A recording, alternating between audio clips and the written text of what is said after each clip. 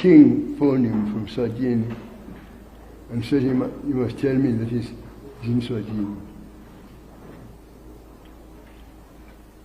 The thing, Your Eminence, my bishops, my priests, the king is not well. We need to pray very hard for him. Because he's not well. He needs treatment.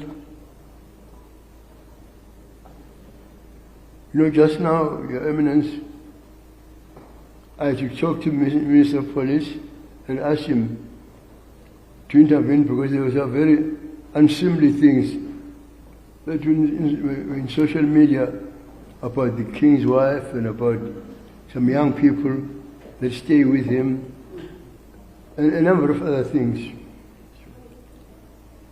So they advised me that they'll take him. They took him at night.